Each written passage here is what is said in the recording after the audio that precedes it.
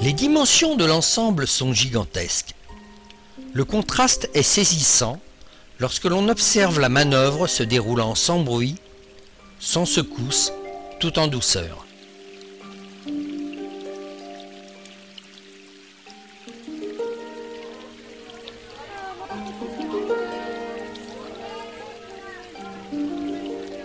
Cet ouvrage fut construit afin de permettre aux péniches de franchir ce dénivelé et de faire l'économie d'une journée de navigation entre Strasbourg et Paris.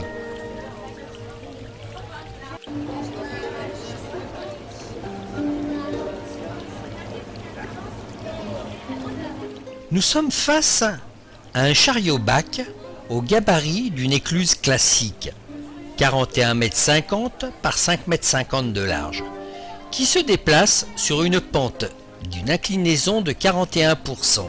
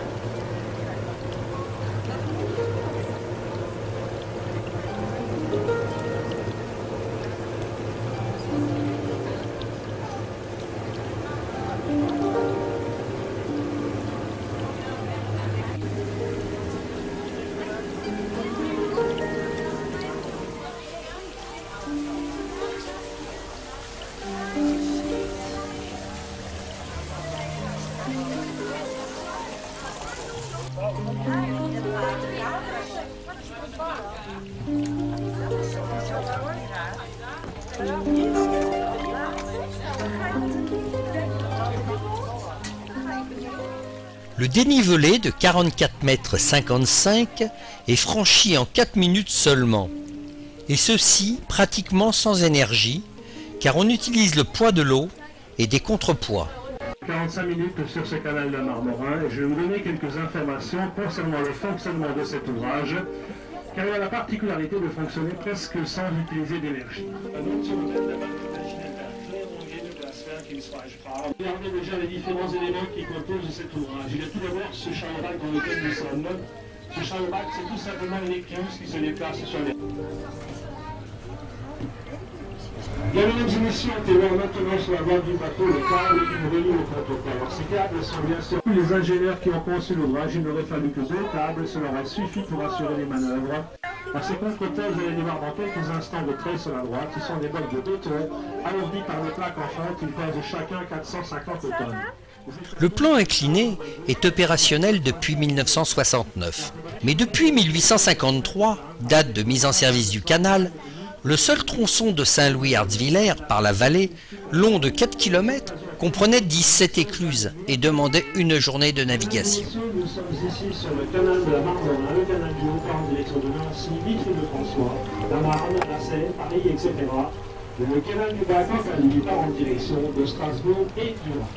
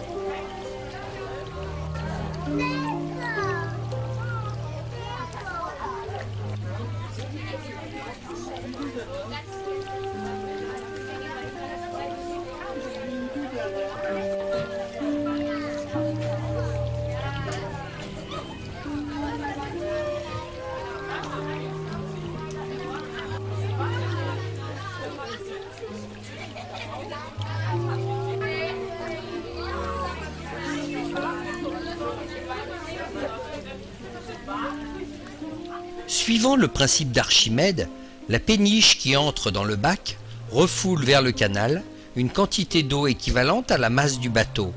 Ainsi, le bac pèse toujours le même poids, qu'il contienne des bateaux ou non.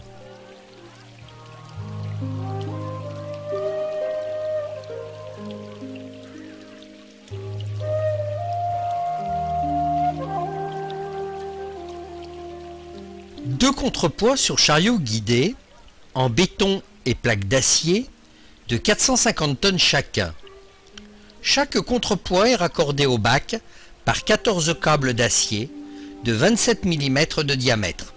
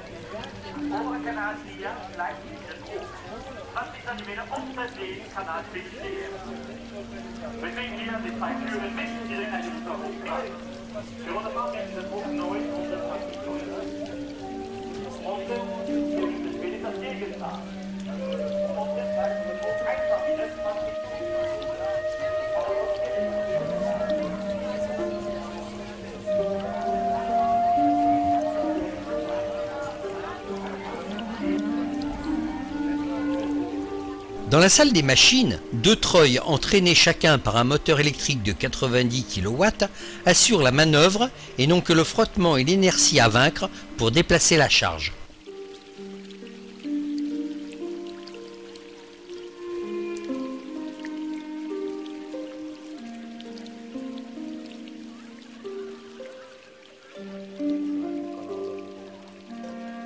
Malheureusement, le trafic marchand a fortement baissé au cours des 20 dernières années, mais fort heureusement, le tourisme fluvial est en plein essor.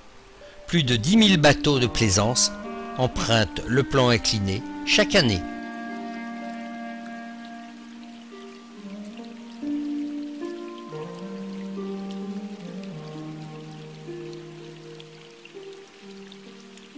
Quelques chiffres clés.